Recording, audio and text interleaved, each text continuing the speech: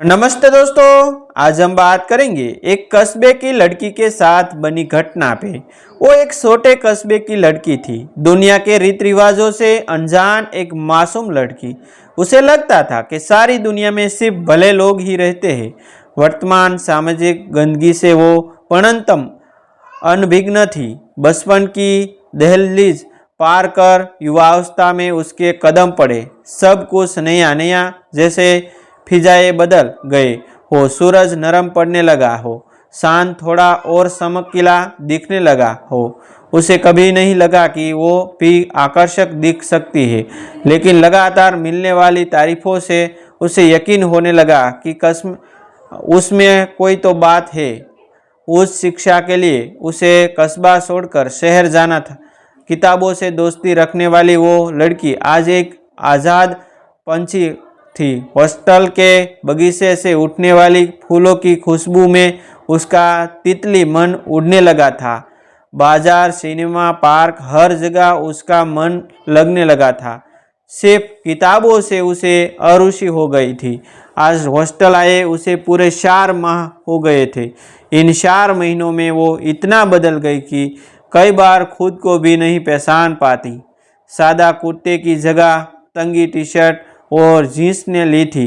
अब हाथों में किताबों की जगह मोबाइल ने ले ली थी। परिवार को समय देने की जगह एक लड़के ने ले ली थी। अब ज़्यादातर समय उसके साथ भविष्य के सपने सजाने में ही बीतने लगा। कस्बे की हवा में पक्की उसकी मासूमियत आधुनिक शहर की चमकीली धूप में कुम्हाने लगी थी। लड़का उसे दिन में चांद तारे दिखलाता, कभी अपनी बातों से उसे समंदर पार ले जाता। दिन सुनहरे ख्वाबों की चादर ओढ़े बीतते जा रहे थे। रात और ज़्यादा स्वयं होती थी जा रही थी। हालांकि सेमेस्टर के परिणाम ने उसके खुशनुमा पालों पर क्षणिक अंकुश लगा दिया था। हर विषय में लगभग फेल, लेकिन शुक्र है उसके आंसुओं को पोंछने और सहानुभूति का कंधा देने उसका पुरुष मिल मौजूद था। वो अपना सब कुछ उस पार वार चुकी थी। अपना कीमती समय, अपनी शैतान और अपना जिस्म उसके जीवन में उठार। वसंत पूरे होने में अभी भी कुछ वक्त बाकी था कि उसे ज्ञात हुआ वो अपने अंदर एक और जीवन को सांस दे रही थी। उसका खूबसूरत मासूम चेहरा भय से पीला पड़ चुका था। उसके वजूद की ज़मीन हिलने लगी थी। क्या जवाब देंगी वो अपने बाबूजी को, जिन्होंने इतने अरमानों से उसे पढ़ा लिखा कर, कर्ज लेकर अच्छा शिक्षा के लिए खालिखा दिलाया था। लेकिन इस बार भी उसे सांत्वना देने के लिए उसके बीच का पोषक पुरुष मित्र मौजूद था।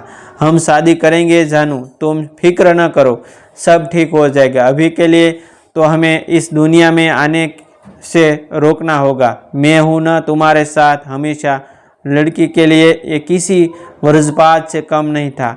फूल सी नाजुक कच्ची उम्र और पहाड़ जैसा निर्णय। खैर, आखिरकार उसने वही किया जो उसके मित्र ने करवाया।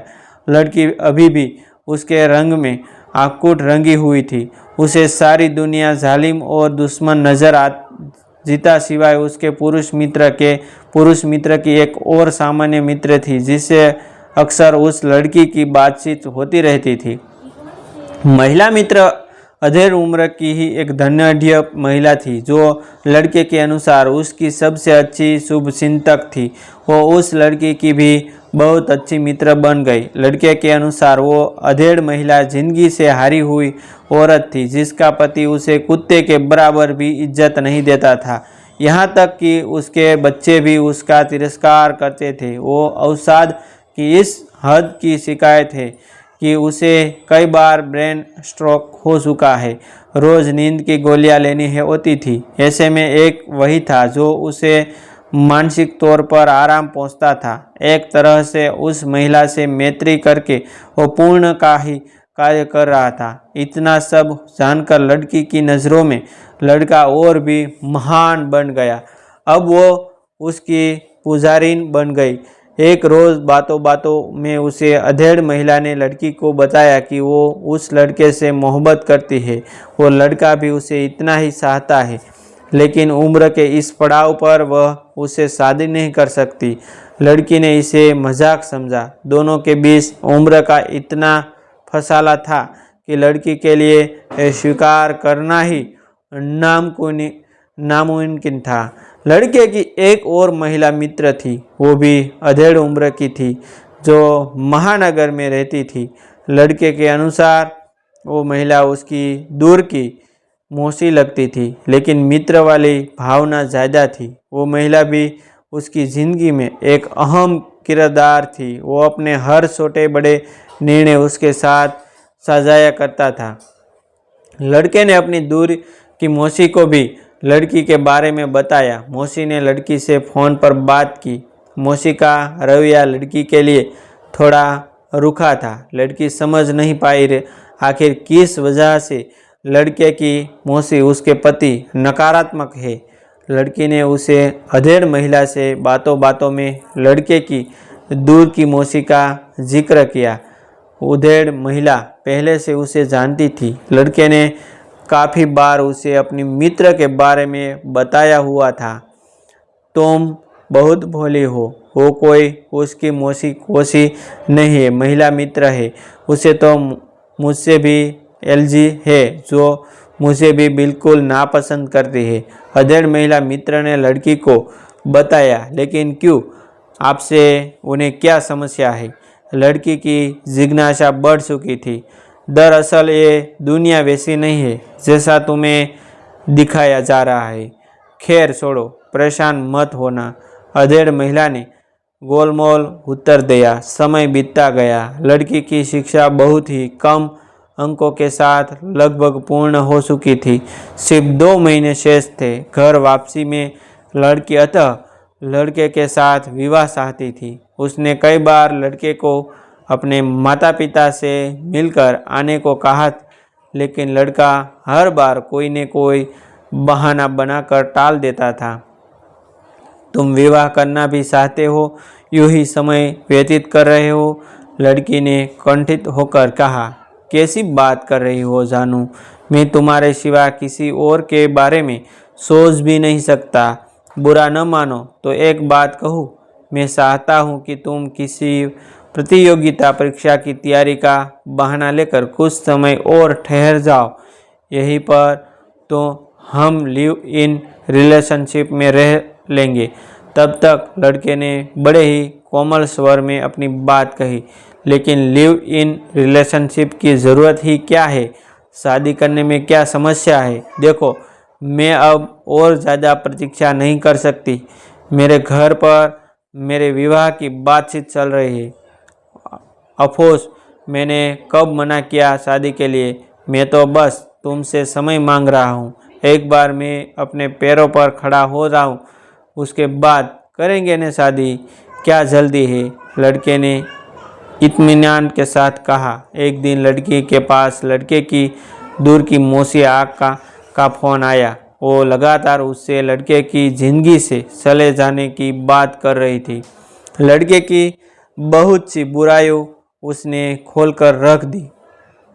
उसे लम्बट, आवारा और शातिर खिलाड़ी तक बताया। लड़की अचानक हुई इस बात से घबरा गई और सीधे लड़के को बताया। लड़के ने सारी बातों को एकदम बकवास बताया और लड़की को दोबारा मौसी से बात न करने की नसीहत भी दे दी डाली। लड़की के दिमाग की बंद खिड़कियां अब खुलने लगी थी। अब वो बात की तह तक जाना चाहती थी। उसने उन दोनों की कॉमन मित्र उस अधेड़ महिला से मिलने का निश्चय किया। क्या करोगी? जानकर तुम्हारे लिए ठीक नहीं होगा। ये दुनिया अपने आप में एक जंजाल है। तुम में सब उसमें फंसे हुए हैं। अधेड़ महिला ने दार्शनिक अंदाज में कहा। मैं सब कुछ जानती हूँ, लेकिन तुम इतनी मासूम हो कि शायद ये सब सुनकर तुम स्वयं को संभाल नहीं पाओगी। आप बताइए तो सही, मुझे संभालने के लिए वो है मेरे पास हमेशा। लड़की की बातों से लड़के के प्रति उसका अगाध विश्वास साफ साफ झलक रहा था। एक बात बताओ, तुम उस पर इतना अधा विश्वास क्यों करती हो? क्या कभी तुम्हें महसूस नहीं हुआ कि वो तुम्हारे लिए ठीक नहीं है? कॉफ़ी का घूंटे लेते हुए अधेड़ महिला ने पूछा। मैं शायद खुद पर भी कभी इतना विश्वास नहीं करती जितना उस पर करती हूँ। वो मेरे लिए सब कुछ है, मेरा सोलमेट है। सोलमेट? हूँ, कभी मैं भी उसकी सोलमेट हुआ करती थी। जान, I love you are everything for me. You are my soulmate in true sense, अधेड़ महिला ने बताया। वॉट? ये सब तो वो मुझे कहता है। लड़की को उसकी बातों पर यकीन नहीं हो पा रहा था। हाँ, अब तुम सोचो, ये सब मुझे कैसे पता? डियर, वो रोज़ रात को मुझे ये सब मैसेज भेजता था, महिला कहती जा रही थी। दरअसल उसने हम दोनों को ही यूज़ किया है, और हमें ही क्यों, हमारी जैसी ने जाने कितनी महिला उसकी ज़िंदगी में आई और अभी तक है। वो कभी किसी एक के लिए गंभीर नहीं हो सकता। इम्पॉसिबल। आगे जो मैं बात बताने जा रही हूँ उसे ध्यान से सुनना। एक एक शब्द सत्य है। वो जो उसकी दूर की मौसी है न, वो भी दरअसल हमारी तरह की उसकी करीबी, बेहद करीबी मित्र है। इतनी कि उसकी इजाज़त के बगैर वो पता एक नहीं हिला पाता। और फिर तुम तो बहुत दूर की बात हो, वो कभी तुमसे शादी नहीं करेगा। बहुत पैसे वाली है, वो दिन के लाखों कमाती है बैठे बैठे। और जहाँ तक मुझे मालूम है, महिला के साथ भी उससे अंतरंग अवैध संबंध है। ये संबंध तकरीबन 10 साल पुराना है। और सबसे बड़ी बात यह कि उस महिला के पति को भी दोनों के बीच की गुटरगु के बारे में ज्ञात है। लेकिन फिर भी बड़ी अजीब बात है, उसके पति को कोई समस्या नहीं। शायद महानगर में ये सब आम बात है, लेकिन तुम्हारे लिए ये सब कुछ सहन करना आसान नहीं होगा। क्या तुम ये सह पाओगी कि शादी के बाद भी तुम्हारा पति 50 औरतों के साथ व्यस्त रहे और तुम खड़ी खड़ी देखती रहो? कभी नहीं डियर। मुझे भी उसने यही सब सजबजाग दिखाए थे जो आज तुम देख रही हो। शुक्र है मैंने उसके कारण अपने पति से तलाक नहीं लिया। उसने तो बहुत कोशिश की थी। खैर, मुझे उसकी फितरत के बारे में पहले से भी थोड़ी बहुत जानकारी थी, लेकिन सबसे बड़ा झटका मुझे उस वक्त लगा जब उसने मुझे तुम्हारे बारे में बताया। मैं समझ गई थी कि तुम उसकी नई शिकार हो, और इतना भी मैंने जान लिया था कि जो कुछ मेरे साथ हुआ मैं उसके योग्य थी। मैं कोई दूध की धूली नहीं थी। पर्दा पड़ जाता है आँखों के आगे जब इसका भूत सवार होता है, और इस तरह के शिकारी इसी फिराक में रहते हैं कि कब किसी का फ़ायदा उठाया जाए। अरे, तुम्हारी कॉफ़ी तो बिल्कुल ठंडी हो गई है, अधेड़ महिला ने बात को बीच में रोकते हुए कहा। लड़की शून्य होकर कॉफ़ी मग को पुधराए आंखों से देख जा रही थी। उसके शब्द गले में कहीं फंस गए थे। अरे, अब कुछ बोलो भी। मेरी बेटी का फ़ोन आ रहा है, मुझे अब जाना होगा। तुम प्लीज़ अपना ध्यान रखना और सुनो, कॉल ज़रूर करना। Bye, take care. महिला जा चुकी थी। लड़की अभी भी कॉफ़ी शॉप में यूं ही यथावत बैठी हुई थी। उसके पाँव जैसे ज़मीन में आधे गड़ चुके थे। कॉफ़ी मग सब धुंधला दिखाई दे रहा था। यंत्रवत उसने अपने फ़ोन निकाला और लड़के को मैसेज किया। मिलना है, अर्जेंट। सुनो, आज मैं जो कुछ भी पूछ सब सच बताना। तुम्हें अपनी माँ का वास्ता। लड़की ने आंखों में आंखें डालते हुए कहा। हम पूछो, जैसे ऐसा क्या अर्जेंट काम था? ये मैसेज बताया, यानी दूर की मौसी के साथ तुम्हारा क्या संबंध है? मैं जान चुकी हूँ, तुम दोनों पिछले 10 सालों से संबंध में हो। आज सब कुछ स्पष्ट कर दो। लड़की ने 2 टूक शब्दों में बात रखी।